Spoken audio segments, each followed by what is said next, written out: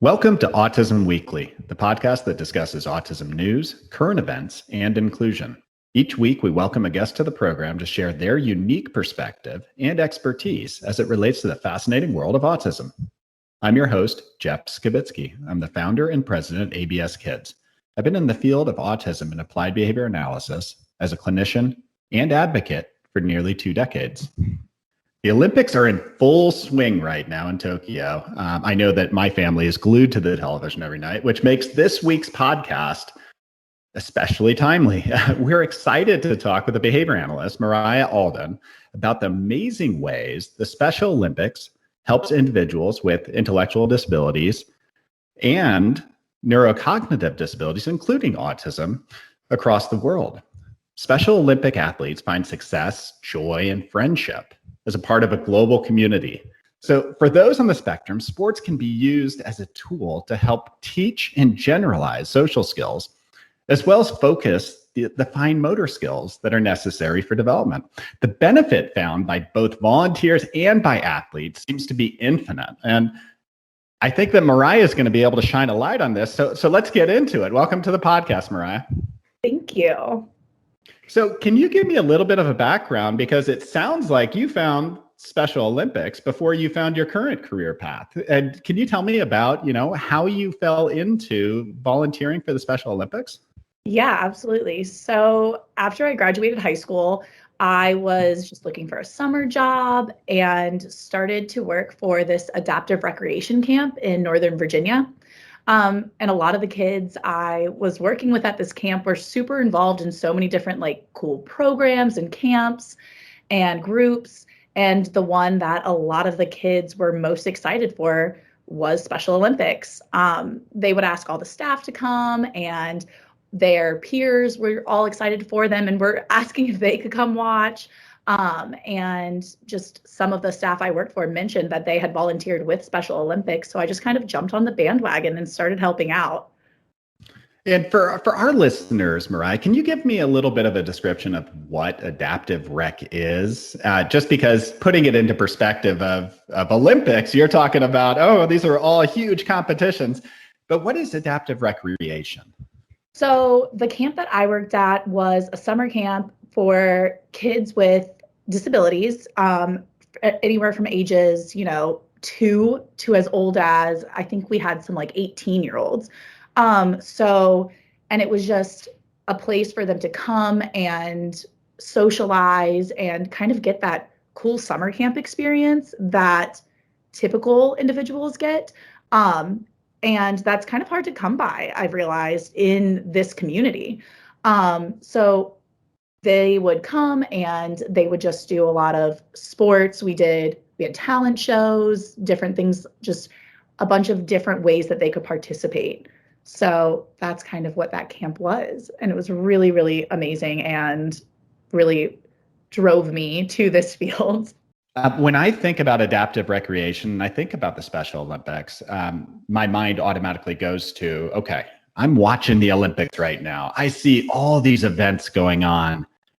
Are these the same events that you are seeing? I mean, are you seeing powerlifters? Are you seeing the hurdles? I mean, is that what was going on in the Special Olympics? Is that what we would expect to be able to observe and cheer for?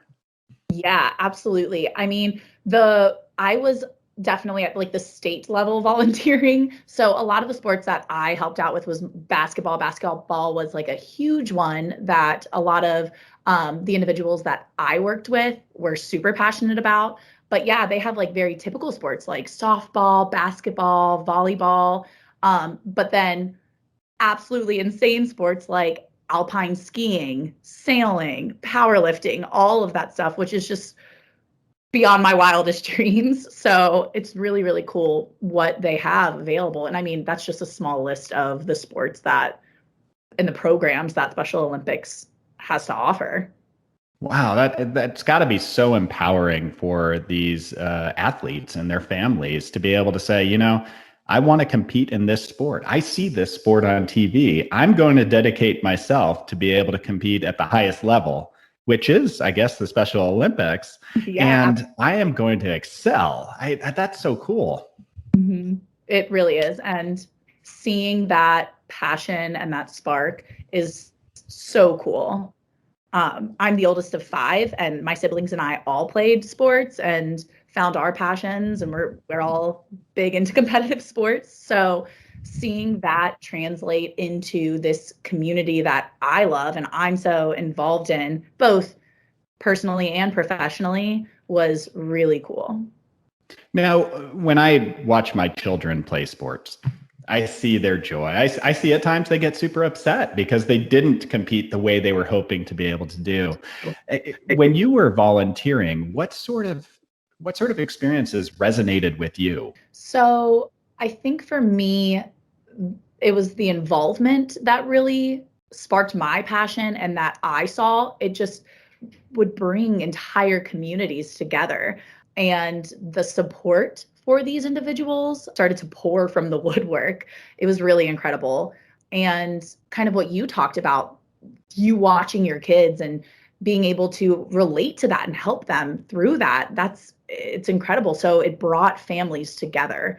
And for me, that was what sparked it and what really drove me to continue to volunteer and to continue to work with, other programs and support programs like that. It was just really, really cool to see sports used as a tool to bridge this gap.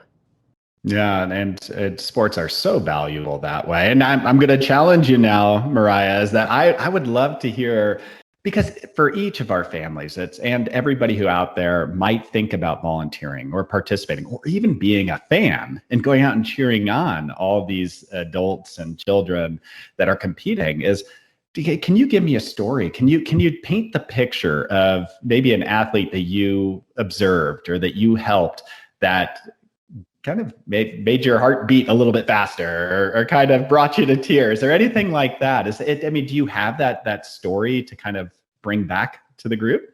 Absolutely. I worked specifically, he was like the cutest, most incredible individual who, when I first started working at the camp with him, he was like 3. So he was super young. And I worked through this camp all through college. And, it was funny because I kind of started my undergrad career in biology. So definitely not in this realm at all. And the more I hung out with this kid specifically, it was just like a light had turned on for him when he was playing sports. And like I said, he started when he was 3, and then watching him grow up and fall in love. And his sport was totally basketball. It was incredible. He was a little rock star. But, this was a very shy kid who now I would probably say had some pretty significant social deficits. And he just kind of exploded into this social butterfly. So, we went from literally looking at a child who struggled to make eye contact with friends, let alone communicate effectively with them, was suddenly calling out his friends by their names and giving them directions, cracking jokes, everything. Like, that to me was something that I was like, oh my gosh, look at him go. Like, look at him living his best life and playing sports and really doing something that everybody loves. And whether you're an athlete or a spectator, I think that sports as a whole has brought communities together. Seeing him be able to involve himself in that was something that just made my heart so happy. And then the more and more and more he did it, the more that generalized into other environments into in his life. So really looking at just coming off the court, and now we are going to camp and playing with our friends more, and we are going to school and hearing, his parents talk about, you will never believe what he did at school and how many friends he has and the progress that he's made. So that was kind of my like passion story. It's no surprise to me at all is that when somebody feels that pride, when they're living their best life, as you described it, is that they're so motivated to kind of continue and push and challenge themselves. And I guess that's the goal of the Special Olympics, but sports in general. It's to empower people. It's to help them learn new skills. It's competing and at least in this case, in a very safe environment where the pressure isn't to go out there and finish first place. The pressure is to go out there and compete and to be out there and participate. So what are some of the values and some of the skills that specifically on the for children who identify autistic, what are some of those skills that they're learning through sports at times? Yeah, absolutely. I think communicative skills. So a lot of the stuff that we work on in behavior analysis, teaching those social skills and being able to communicate effectively and just even fine motor, like you had touched on earlier, all of those motor skills that a lot of individuals on the spectrum tend to have deficits in, are all taught in a fun, natural way rather than being in a classroom learning it or being in a clinic-based setting learning it. They're doing it out there with their peers, and it's just kind of natural, and it's not forced, it's not repetitive, it just happens. And I think those skills are huge things that we need in our lives, and that so many of my kiddos specifically even really struggle with.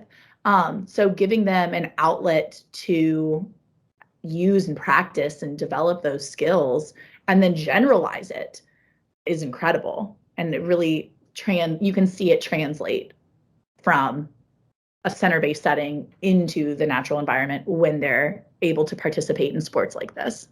Yeah. And I mean, so you've described a little bit about how your career now as a behavior analyst has been modified or changed and adapted because of your experiences historically of just being able to bring kids to sports. So if I were another behavior analyst and trying to say, all right, Mariah, I need your help here. I need you to tell me, how can I take sports and treatment and make them collide? How would you coach another clinician to utilize the passion, the motivation that sports brings? That's a great question. I think that if it's somebody who's, just starting out, if you have a patient who is just starting out, parent buy-in is a huge thing that I think a lot of clinicians face, getting parents on board. And I think that, like I mentioned a little bit ago, it just makes it relatable. Being able to say, oh, you played baseball growing up with your dad or your mom or whoever it was. Cool. Now your kid is super interested in it. And not only can he play baseball, but he can work on eye contact. He can work on motor skills. He can work on all of these things that we work on in the clinic. And I think by giving the clinicians that, and that one gives them parent buy-in, and then two, it gives them ways to generalize. So we're not just saying like, we checked off that box, the kid can make eye contact. Now it's, can he generalize it? And this does it in such a natural way. So I think that the more that you do it and the more kids can just play, the better off they're going to be and the faster they'll learn it, right? A kid can sit at a table and have 100 trials, but if they do it in play, they're probably going to get it a lot more quickly. And it's just really cool to see that. And so I think that as a clinician, using that and saying like, okay, here's my next step. I've taught the skill. How do I generalize? How do I get them out of this clinical setting? And using sports can be that kind of tool and that transfer out of just a clinic. And as you're describing this, I'm going through my head and thinking, okay, so you used baseball as a tool. Mm-hmm. I would imagine, regardless of a child's ability, just looking at developmental milestones, is that there's components of baseball that every single child could participate in. And it's trying to figure out, okay, so say it's multiple step instructions, which is kind of something that, a young child might be working on. Well, swing the bat, run to first base. Like these are things that are are good tools to use, and it's ways to be able to do it. Imitation skills. But then what about these older kids? What about the children that maybe, or younger kids that have more developed skill sets? What sort of things can they pull from sports? What sort of, is it friendship? Is it social skills? I mean, what can they learn from this experience? Oh, absolutely. Social skills is huge. Team building and being able to approach your peers and put yourself out of the comfort zone. Also, independent living skills, being able to say, like, if my practice is at 2 and I have to do my homework before, I need to self-manage and make sure that I'm hitting all of these tasks that I need to do prior to practice. And a lot of the time, that practice is almost the reinforcement in and of itself. So you've completed all of these steps that you needed to do in order to gain access to that reinforcer. So I think for older kids, it can teach those more independent skills. And, I need to make sure my uniform's clean. I need to fold my uniform. I need to hang it. Working on just basic living skills can be huge. And I think a lot of the times when we say, Special Olympics, people just think about playing the sport, which absolutely so much to be learned from that alone, the active participation in the sport itself. But there's so many things around it. Like I mentioned, I was an athlete, and it was that where it was like, you have to come home, you have to do your homework, you have to make sure that your grades are up, all of that. And in order to participate in your passion and in what you love. Yeah, it sounds like, routine, structure, responsibility, everything that I'd want out of my child is something that is going to benefit pretty much any child that's going through a sports or an activity that challenges these particular skill sets. I think back, so I'm thinking through some of the experiences that I've seen children kind of work through and opportunities. And I have two that I think of that are very different. One is Miracle League Sports has as adaptive baseball, where, I've seen kids run the wrong way happily. And everybody's out there cheering them on, and, they correct over time. But the joy of being out on a field amongst other kids, having that social opportunity in a stress-free environment, that alone I could see empowering for that child, and the family watching their child experience all that. They're sitting in the stands with tears in their eyes, just happily watching their child, a part of a group, doing things that they never had imagined, competing on a team. The other one would be, I've seen a golfer on first tee, and their goal was not just to hit the ball. Their goal was, I wanted to hit a 200-yard drive, which, for a lot of people, you can't hit a 200-yard drive. They challenged. I know. I look at it as like, how am I going to do that?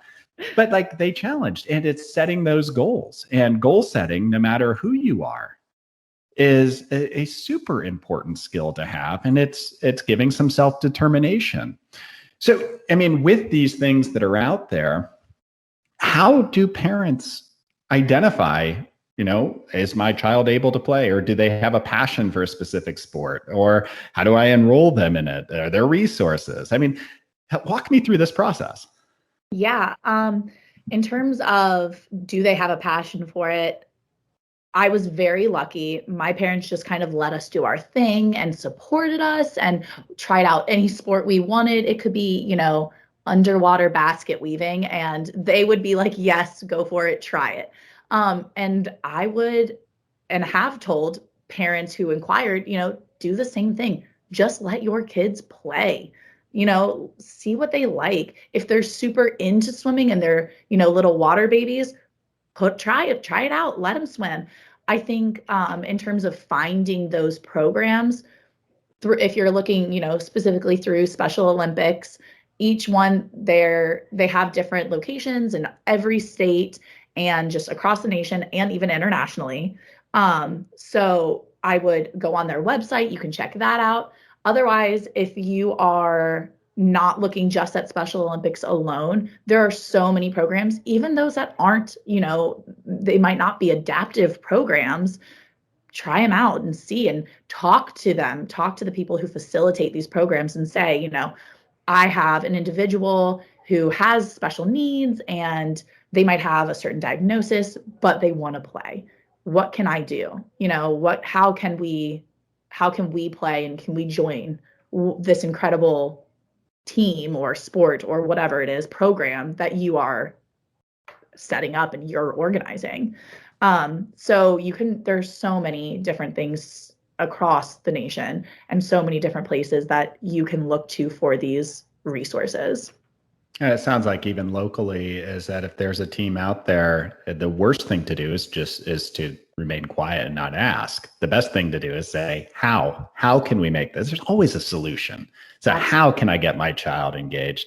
So I know firsthand that you're out there, you're researching as a BCBA, but also kind of in general, how you can incorporate more sports into the lives of your patients, but also just into clinical life.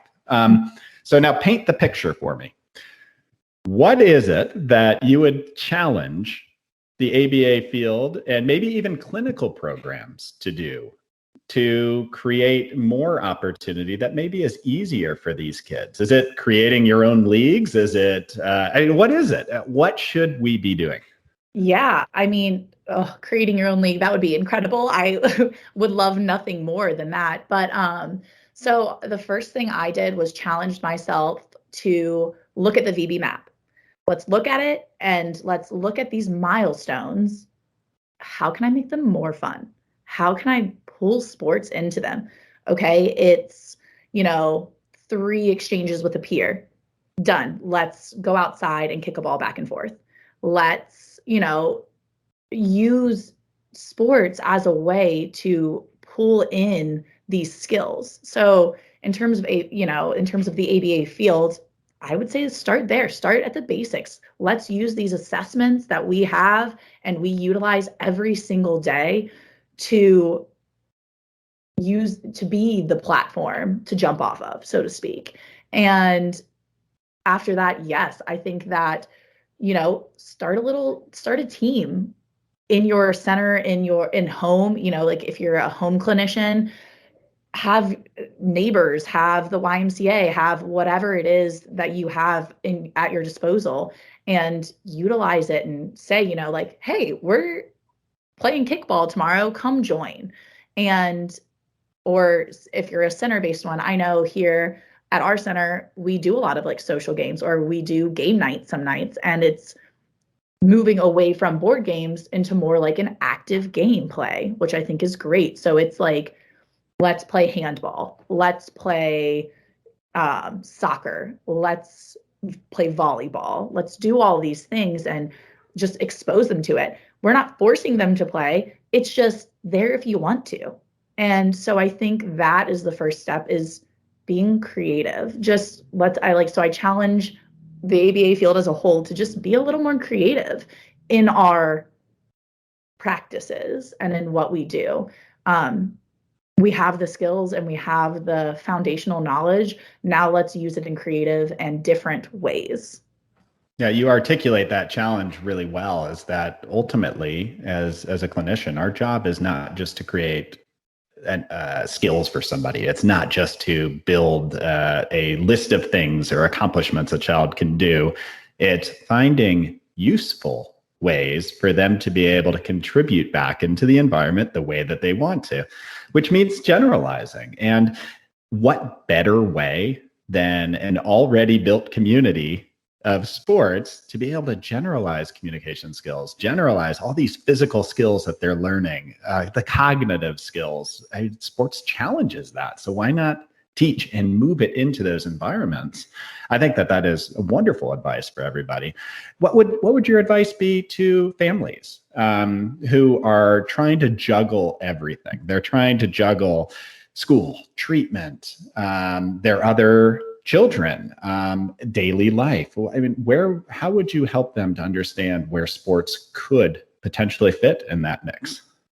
Yeah, I think something that hit me when I started this journey in this field was that for families, a lot of their expectations of what their life looks like, completely shifts as soon as they get a diagnosis. And they're faced with these barriers that they don't know how to overcome. And my advice would just be, look at it as an opportunity to bridge this gap, to overcome this barrier. Something as regular and something as typical as playing sports, can be that bridge. And so my advice to parents would be just to start playing with your kids and see what they like and see what they're interested in. And then, continue the advocacy that so many parents already have for their kids, and continue that and push through and move forward with it. Yeah. And I think one thing I've learned over time talking to families and just through experience is that some of these barriers are artificial barriers. They don't have to be there. And whether it's joining a team or being a part of these community activities, I'd almost add on to what you say and what you articulated is I would challenge my clinical team to figure out how we can get my child into those community activities. That could be supporting them on those teams. It could be finding a way to be able to bring that activity into a center, into a clinic. There's always a way to be able to do it. And I would open that dialogue of the family to say, hey, let's talk about this. What are your goals? What are your child's goals? Where are their passions? Let's make them fit treatment that way. So I couldn't agree with what you said more. And I'd say open communication between a family and their clinical team is so important in meeting all of that. So I want to circle back to the volunteering side, because I can tell just hearing how you're describing everything that led you into to sports and into volunteering and even into the autism community has been about service and passion. So how can others get into this line of work? Like I said, I was very fortunate and just kind of stumbled upon it. But I think that just start looking up stuff. If you are involved in a sport and you love it, see what you can do, see how you can help, and see if there are organizations. Like I mentioned before, something as simple as going to the YMCA and saying, hey, do you guys need a basketball coach? Or do you guys need a swim teacher? And just trying and seeing what is out there. Google goes a long way. If you looked on Special Olympics website, they have ways that you can not only become an athlete, but also a volunteer. And I would fully recommend doing that. You will be astounded at just how many cool things and opportunities that you have as a volunteer.